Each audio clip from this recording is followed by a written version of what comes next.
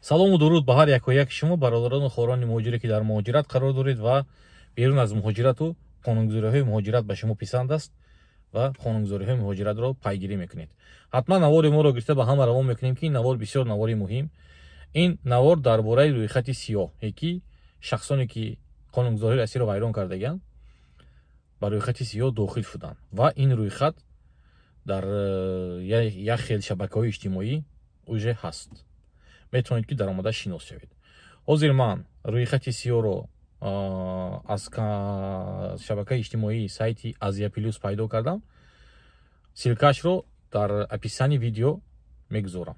метавонед ки даромада дохили ҳамун силка шуда ҳамунҷо ҳаст. Хатлон, Душанбе, Суғд, дигару дигар вилоятҳоро ҳамашро ҳамунҷа нависаги ҳастанд. шаҳри худатонро меёбед баъде ки дохили ҳамун макони худатон мешед ва ному фамилияи худатонро мекавед. вақте ки шумо агар ному фамилияи худатонро дар ҳамунҷо пайдо кардед, шумо бо зудӣ бояд ки Россияро тарк кунед ки то шуморо ҳар хел ҷавобгарӣ бо ин режими висилка, чӣ хеле ки мо шумо медонем қонун бо ном висилка аз 5 феврали 2025 ба кор медарад. қонунро моҳи август президенти рус имзо карда буд. ман навор карда будам, фаҳмонда будам ки қонуни висилка чиз аст, чӣ мешавад, чо мекунад, бо ки дахл дораду ки дахл дорад. режими висилка дахл дорад фақат ба шахсоне ки ҳуҷҷатҳошон қонунӣ нест. регистратсия надоред, ё ягон патент надоред, ё ягон ҳуҷҷататон қалбакӣ аст, ё шумо запрет дореду аз Россия набаромада гаштед, ё фарқ надорад. қонунгузории Россия вайрон кардаги ҳастед. одамое ки патент доранд, ВНЖ доранд, РВП доранд, регистратсия доранд, ҳама документашон қонунӣ, ба шумо ин чиз дахл надорад.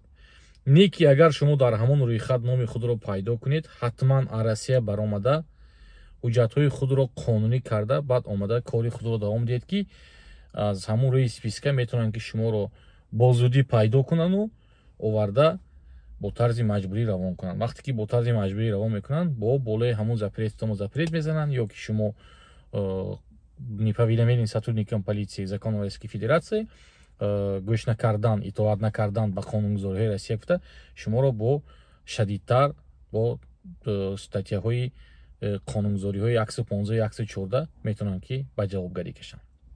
барои ҳамин шахсоне ки дар рӯйхати сиёҳ номи худро пайдо карда наметавонед, намеёбед, не ки медонед ки ҳуҷҷататон қалбакӣ аст ё ҳуҷҷататон ноқонунӣ аст, ҳатман аз Россия бароед, барое ки номи шумоям имрӯз ё пага ба ҳамон рӯйхат пайдо мешавад. чӣ хеле ки ман гуфта гузаштам, ҳозир дар описани видео ман мегузорам.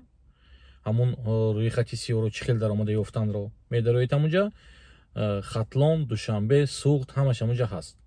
ҳамуна интихоб мекунед, медароед шаҳри худатон аз даруни ҳамун Зафаробод бошад, Истаравшан бошад, ё худи Душанбе бошад, ҷое набошад, ё Ашт, Исфара, ҳамаш ҳаст. ҳамунҷа интихоб мекунем, дар ҳамунҷо баъд ному насаби худро кофта меёбем. агар ки шумо ба ин чиз ба шумо агар қинӣ кунад, шумо медароед ба Google ё Яндекс список нарушивший закон Российской Федерации граждане Таҷикистана. ҳамин чизро менависед ва метавонед ки дар ҳамонҷо спискаро пайдо кунед. аллоҳи меҳрубон ҳамотон нигаҳбон бошад.